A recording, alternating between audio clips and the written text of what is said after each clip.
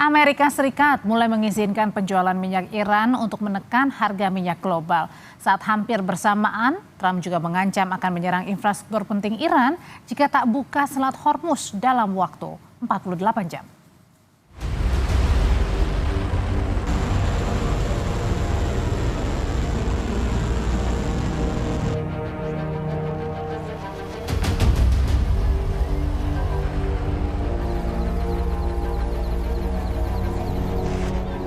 Amerika Serikat mulai melonggarkan sanksi terhadap sebagian stok minyak Iran di laut untuk menambah pasokan dan menekan harga minyak global. Departemen Keuangan AS mengumumkan kebijakan ini melalui situs resminya pada Jumat 20 Maret. AS mengizinkan penjualan minyak dan produk petrokimia Iran yang telah dimuat ke kapal hingga 19 April waktu New York mendatang.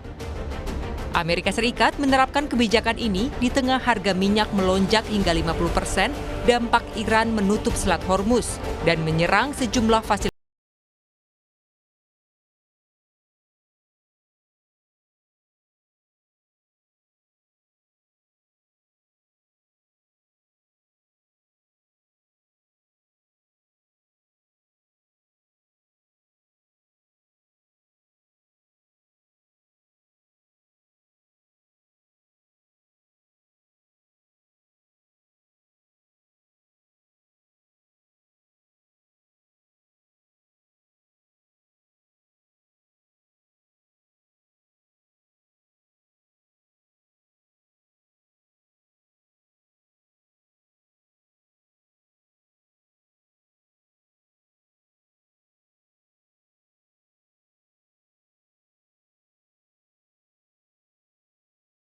struktur andalan Iran. השבוע עוצמת התקיפות שיבצעו צה"ל וצבא ארצות הברית נגד משטר הטרור האיראני ונגד התשתיות עליהן הוא נשען תעלה מדרגה באופן משמעותי, והמערכה בהובלת נשיא ארצות הברית דונלד טראמפ וראש ממשלת ישראל בנימין נתניהו תימשך.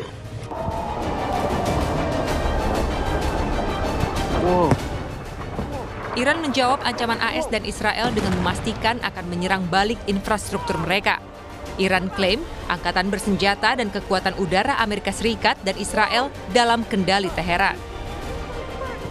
اقتدار هوشمندانه نیروهای مسلح و آسمان بالای سرتان در اختیار ماست.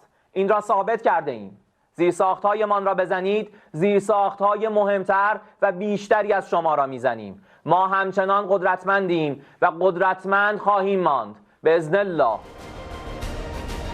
Perang Amerika Serikat dan Israel terhadap Iran telah masuk minggu keempat sejak 28 Februari lalu. Sebagai pertahanan, hingga kini Iran masih menutup Selat Hormuz, urat nadi 20% pasokan minyak dunia bagi sekutu AS dan Israel.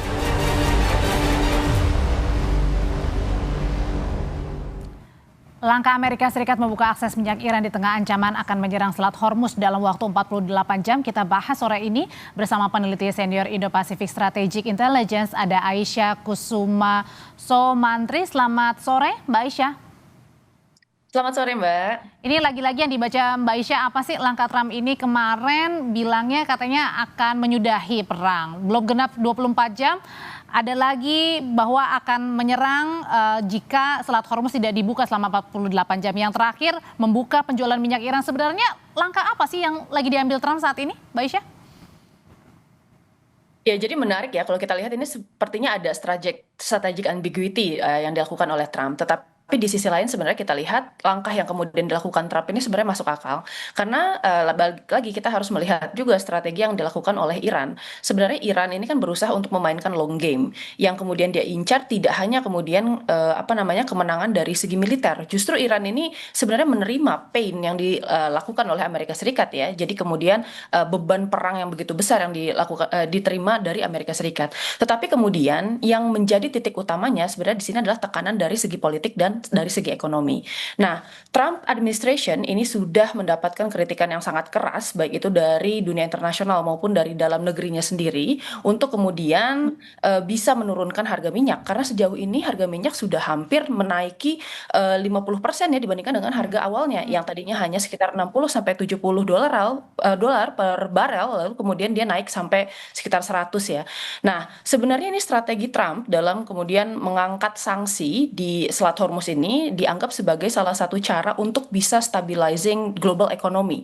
Karena dilihat di sini bahwa tadi ya ketika supply-nya naik dan minyak yang kemudian sudah ada di perairan Selat Hormuz itu bisa dibuka aksesnya, kemudian harga di level global ini bisa stabil juga. Jadi sebenarnya ini merupakan sesuatu yang mungkin kelihatannya dari luar counterintuitif, tetapi sebenarnya ini masuk akal ketika kita bicara bahwa ini merupakan cara untuk justru mendelegitimize ya strateginya Iran dalam berusaha untuk menaikkan harga minyak serta menekan global ekonomi di situ. Tapi di sini juga bisa dibaca nggak bahwa jangan-jangan nih Amerika Serikat dalam hal ini adalah Trump ini justru melemah nih dayanya? Yang kita lihat di sini sebenarnya memang mungkin ada beberapa indikator yang mungkin bisa kita lihat ya. Yang pertama adalah kenaikan harga-harga barang yang disertai dengan kenaikan harga minyak. Yang kedua adalah kemudian oil reserve, karena kemarin kita tahu bahwa beberapa negara yang kemudian dekat dengan Amerika Serikat itu sudah membuka oil reserve-nya. Yang ketiga adalah US-nya sendiri yang kemudian sudah mulai ya kemudian tapping dari oil reserve tersebut, sehingga menimbulkan tadi kekhawatiran dari segi dunia global. Nah, kalau kita lihat di sini memang Amerika Serikat ini ada di dalam strategic disadvantage, karena dari awal kita lihat serangannya ini selalu berpola direct attack gitu ya, melalui siege warfare, dari serangan udara dan lain-lain. Dan kita perlu menerima juga bahwa Iran ini juga mengalami kerusakan yang luar biasa, terutama karena kemudian fasilitas-fasilitas publiknya serta kemudian pengolahan energinya ini telah terserang oleh Amerika Serikat, serta tadi ya banyak sekali pimpinan-pimpinan politiknya yang juga akhirnya meninggal karena serangan-serangan tersebut. Tetapi perlu kita lihat di sini bahwa ya Amerika Serikat ini tetap punya kekuatan yang sangat besar. Akan tetapi yang namanya power itu harus dilihat secara kontekstual gitu ya. Tidak bisa kemudian yang namanya direct attack bisa melawan secara langsung sebuah pertahanan yang kemudian dilakukan secara indirect melalui kemudian protracted war, melalui serangan yang ditujukan kepada global ekonomi dan kemudian secara political pressure di dalam negeri. Harus ada kemudian penanganan yang seperti itu. Jadi saya rasa ini adalah bentuk strategi Amerika Serikat dalam menyesuaikan bentuk peperangan dari Iran. Karena pada akhirnya berarti artinya belum tentu bahwa Amerika saat ini melemah begitu ya?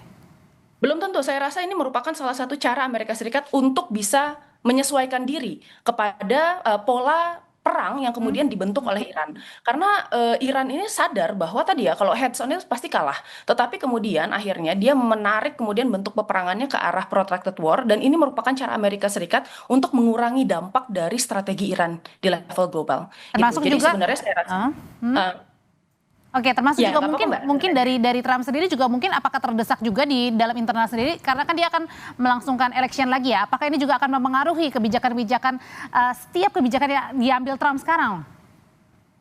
Ya, saya rasa begitu karena sebentar lagi midterm election dan kita lihat sebenarnya yang namanya politician pasti tujuannya hanya satu, yaitu terpilih lagi dan mempertahankan tampuk kekuasaannya di negaranya tersebut sehingga kemudian bisa berlanjut ya. Nah, kita lihat jika misalnya suara Republikan ketika midterm election ini merosot, mau tidak mau itu pasti akan disangkut pautkan dengan legacy Trump dalam memulai peperangan ini. Karena sudah mulai ada suara-suara ya dari dalam negeri Amerika Serikat sendiri terkait kemudian popularitas perang ini yang sangat merosot. Dari awal saja sebenarnya hampir 59% dari masyarakat Amerika Serikat itu menolak peperangan ini, dan sekarang jumlahnya semakin menurun. Nah, itu juga menurut Bloomberg ya gitu. Oke, Mbak, tapi kan ketika Amerika Serikat mengancam jika Selat Hormuz tak dibuka ya selama 48 jam, maka Amerika akan mengancam atau akan menyerang pembangkit listrik. Nah, sebaliknya Iran pun juga memperingatkan akan menargetkan infrastruktur AS dan juga sekutunya jika Amerika berani nih menyerang pembangkit listrik. Apakah ini kemudian sama-sama artinya keduanya punya nyali yang besar akan saling serang ketika Amerika Serikat duluan yang menyerang pembangkit listriknya Iran? Dan Iran akan seperti apa?